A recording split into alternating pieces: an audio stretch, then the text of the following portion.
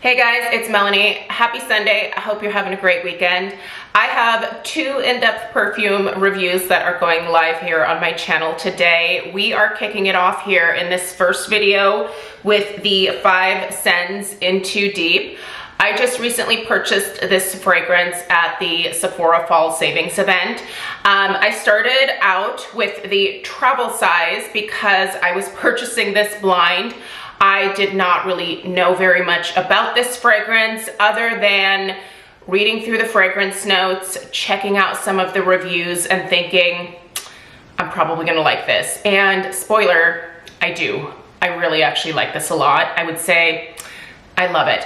I will probably be purchasing the full size after I finish this travel size here. So let's dig into it, you guys.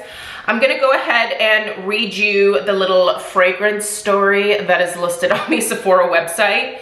And then we will read through the keynotes. I will tell you what I actually smell in this fragrance.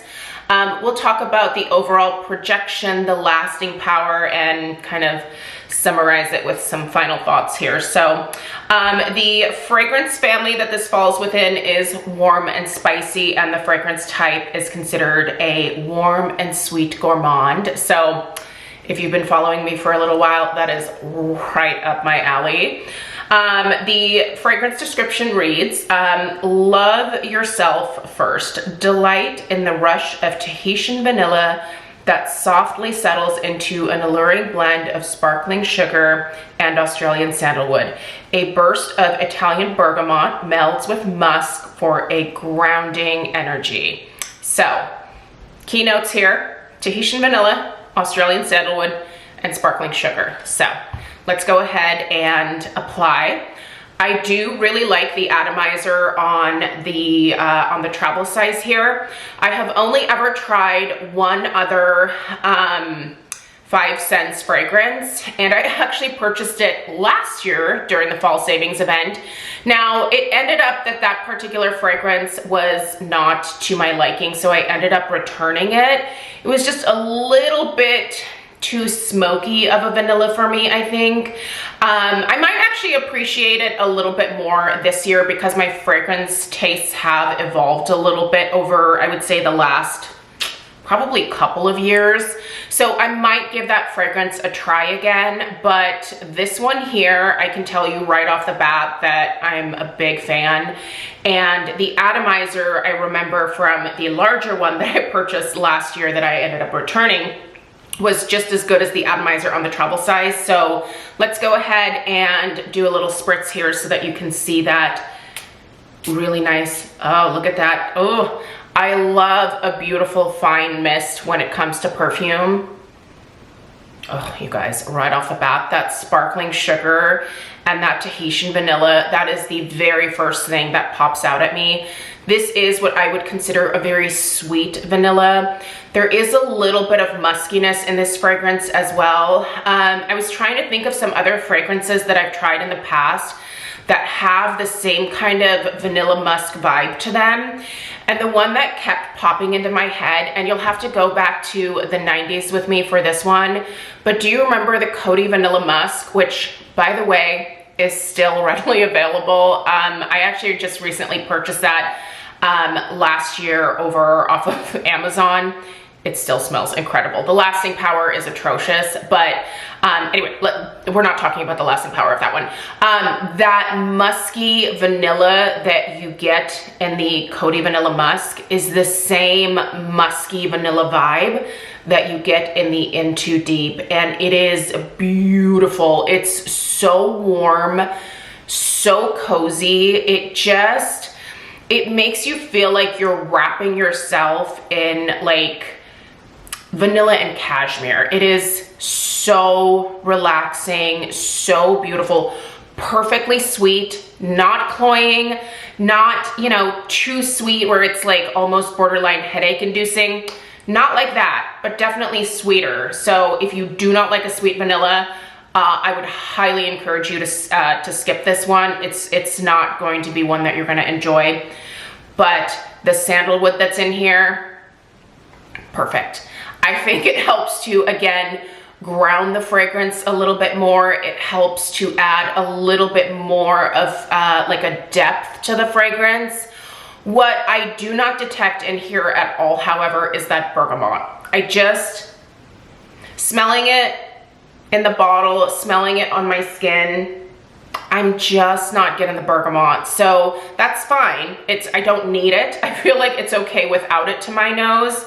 But as far as this fragrance goes, it is absolutely beautiful. And if you tend to like a lot of the same fragrances that I review here on my channel, most of them tend to have vanilla in there somewhere. I think you're also going to really enjoy this one. I recently reviewed the Nest Vanilla Bourbon, and while I think I still like the Nest Vanilla Bourbon a little bit more, this is a very close second to that Nest Vanilla Bourbon if you're looking for a new vanilla to potentially try for the holiday season. I think this is absolutely stunning. And yes, I will purchase the full size of this. That is no question there. It is beautiful. I'm glad that I started out with the smaller one. I think it'll be very easy for me to finish this, but I'll definitely be investing in the full size anyway in the long run. In terms of the overall projection of this fragrance, I do find this to be a scent that you don't necessarily have to be overly careful with when it comes to application. I think even if you like overdid it a little bit with this one, it's still soft enough to where I don't think you are going to offend people around you too terribly much. It's not like a heavy floral or a heavy amber or patchouli where, you know, sometimes those types of fragrances can definitely enter the room long before you do if you overdo it. But this one here, I think it's soft enough. I think it's pretty enough to where it's noticeable, but it does not smack people in the face around you. It's got a kind of nice subtlety to it, but it still remains very noticeable. The overall lasting power of this fragrance I have found to be quite good. I would say that I can easily go, and this is on moisturized skin. If you are having trouble with your fragrances lasting, one of the things that I think is most important is that you are applying your fragrance on moisturized skin. I'm telling you, it makes a huge difference. But on my moisturized skin, I can get this to easily go at least 5 or 6 hours before I kind of become a little bit nose blind to it and I find myself wanting to reapply. So it's not a full work day, but it is a decent amount of time. This is an eau de parfum formulation, if I remember correctly. I'm pretty sure this is. So yeah, I think it basically behaves like your average eau de parfum. So about 5-6 hours and then it's time to re-up. But yeah, listen, you guys, I've had a really great experience with this one. I'm definitely enjoying it, and it will be one of those fragrances that will remain in my collection long term. I tend to just be a lover of vanilla fragrances in general, and as long as they are a sweeter vanilla, I'm all over it. And that's what you're getting with this one. So if you're interested, 2 thumbs up from me. I highly, highly recommend it. Let me know if you have any other questions about this fragrance. If I forgot to address anything, leave that in the comments down below. I will have this fragrance linked in the description box. I purchased mine from Sephora, but you can obviously go through their direct website as well.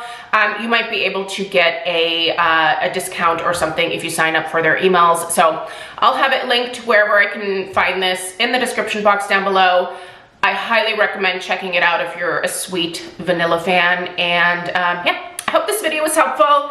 Give this video a thumbs up, subscribe if you're new, and I will see you a little bit later on this afternoon for the second perfume review. We are going to be discussing Spicy Mimosa by Dossier, which is a dupe for a Jo Malone fragrance. So if you're interested, again, make sure you subscribe, and I'll see you in that video. Take care. Toodaloo.